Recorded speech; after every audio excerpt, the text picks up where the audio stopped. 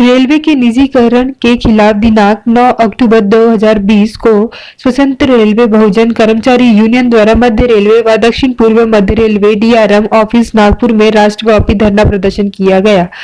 स्वतंत्र रेलवे बहुजन कर्मचारी यूनियन द्वारा निजीकरण के विरोध में माननीय रेल मंत्री, चेयरमैन रेलवे बोर्ड व सभी महाप्रबंधक और उद्योगी विवाद अधिनियम 1947 सेक्शन 22 के तहत निम्न मांगों के साथ दिनांक 25 जुलाई 2020 को नोटिस दिया गया था।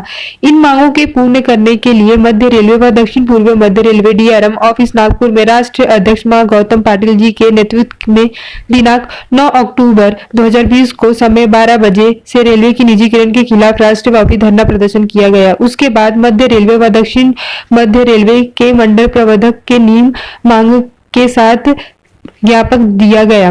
गौतम पाटिल सेंट्रल प्रेसिडेंट, विकास गौर जनरल सेक्रेटरी, आनंद कांबले ट्रेजरर, इनकी उपस्थिति में आंदोलन किया गया। कैमरामैन रवि सिंह के साथ जितेंद्र सिंह। जिससे रेलवे का निजीकरण बढ़ता जा रहा है। पहले रेलवे का प्लेटफॉर्म इन्होंने बेचा, बहुत सारे काम जो सफाई काम कर्मचारी है उनका काम भी इन्होंने प्राइवेट किया। अभी ट्रेन रूट को भी प्राइवेट करने जा रहे हैं। इसलिए हमारा ये विरोध है कि रेलवे का निजीकरण बंद करें। रेलवे का निजीकरण होने से बहुत सारा जो है बेरोजगार बढ़ते जाएगा, बेरोजगारी बढ़ती जाएगी और दूसरी साथ जो रेलवे का किराया उसमें भी बढ़ती होंगी।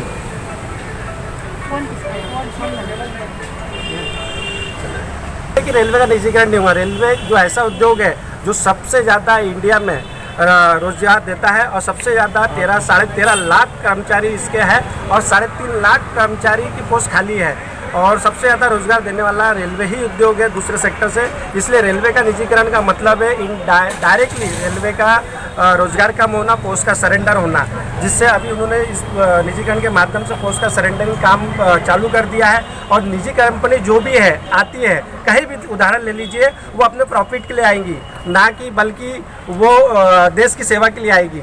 वो निजीकरण करेगी और अपना प्रॉफिट करेगी तो वो ज़्यादा से ज़्यादा रोजगार देने से बजाय वो कम रोजगार में और ऑटोमेशन लाएंगी। और देश में ऑलरेडी हमारी इतनी जनसंख्या करोड़ों हमारे युवा बेरोजगार है। इसीलिए रेलवे को हमें रोजगार उन्नत बनाना चाहिए कि वो ज़्यादा से ज़्यादा रोजगार डेवलप कर सके, ना बल्कि निजीकरण करके पोस्ट सरेंडर करके उसको कम करे। और दूसरी बात कि निजीकरण होने से रेलवे में दुर्घटनाएँ ज़्यादा बढ़ेगी क्योंकि उनकी कनेक्टिविटी नहीं रहेगी, क्योंकि वहाँ बहुत सारी कंपनियाँ इंट्रोड्यूस हो रही है। पता चल रहा है कि ट्रेन अलग चला रही है, उसका मेंटेनेंस सिग्नल अलग कंपनी कर रही है और स्टेशन में अलग कर रही है, ट्रैक में गैंग में अलग कंपनी का है, तो उनमें कोऑर्डिनेशन नहीं होगा, तो इसलिए दुर्घटनाएं बढ़ेंगी और जो एफिशिएंसी होनी चाहिए वो रेलवे की नहीं होगी।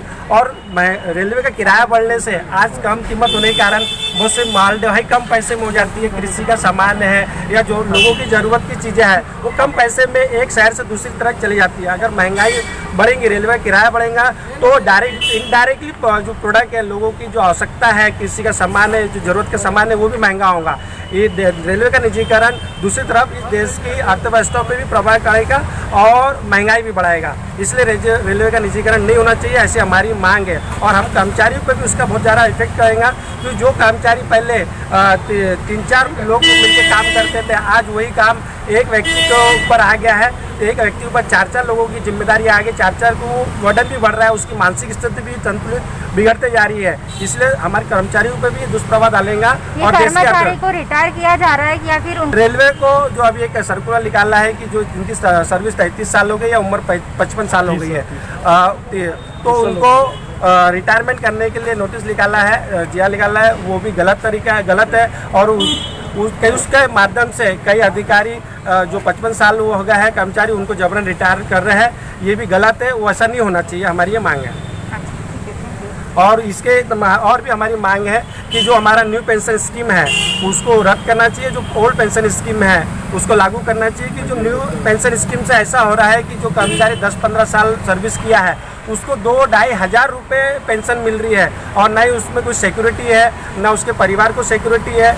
जैसे आगे new pension old pension scheme में क्या होता था, अगर किसी कर्मचारी की डेथ हो जाती थी तो उनकी पत्नी को पेंशन मिलती थी और हाँ उनको कंपनसेशन में नौकरी मिलती थी। लेकिन न्यू पेंशन स्कीम में ना उनको कोई सिक्योरिटी है, सोशल सिक्योरिटी खत्म हो रही है हमारी।